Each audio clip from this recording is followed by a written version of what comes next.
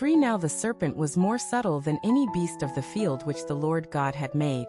And he said unto the woman, Yea, hath God said, Ye shall not eat of every tree of the garden? And the woman said unto the serpent, We may eat of the fruit of the trees of the garden.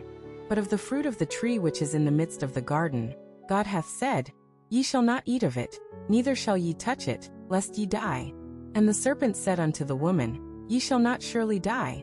For God doth know that in the day ye eat thereof, then your eyes shall be opened, and ye shall be as gods, knowing good and evil. And when the woman saw that the tree was good for food, and that it was pleasant to the eyes, and a tree to be desired to make one wise, she took of the fruit thereof, and did eat, and gave also unto her husband with her, and he did eat. And the eyes of them both were opened, and they knew that they were naked, and they sewed fig leaves together, and made themselves aprons. And they heard the voice of the Lord God walking in the garden in the cool of the day. And Adam and his wife hid themselves from the presence of the Lord God amongst the trees of the garden.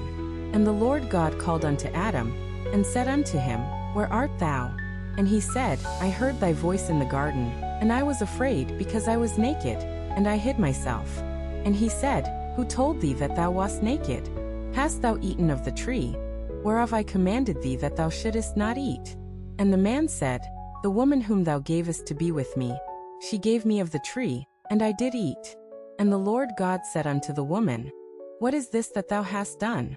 And the woman said, The serpent beguiled me, and I did eat. And the Lord God said unto the serpent, Because thou hast done this, thou art cursed above all cattle, and above every beast of the field. Upon thy belly shalt thou go, and dust shalt thou eat all the days of thy life. And I will put enmity between thee and the woman, and between thy seed and her seed. It shall bruise thy head, and thou shalt bruise his heel. Unto the woman he said, I will greatly multiply thy sorrow and thy conception. In sorrow thou shalt bring forth children, and thy desire shall be to thy husband, and he shall rule over thee. And unto Adam he said, Because thou hast hearkened unto the voice of thy wife, and hast eaten of the tree, of which I commanded thee, saying, Thou shalt not eat of it. Cursed is the ground for thy sake. In sorrow shalt thou eat of it all the days of thy life. Thorns also and thistles shall it bring forth to thee, and thou shalt eat the herb of the field. In the sweat of thy face shalt thou eat bread, till thou return unto the ground, for out of it wast thou taken. For dust thou art, and unto dust shalt thou return. And Adam called his wife's name Eve, because she was the mother of all living. Unto Adam also and to his wife did the Lord God make coats of skins, and clothe them. And the Lord God said, Behold, the man is become as one of us, to know good and evil.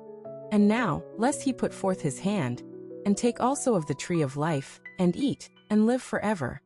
Therefore the Lord God sent him forth from the Garden of Eden, to till the ground from whence he was taken. So he drove out the man, and he placed at the east of the Garden of Eden cherubims, and a flaming sword which turned every way, to keep the way of the tree of life. Next Genesis 2 Genesis 4 Next drop down.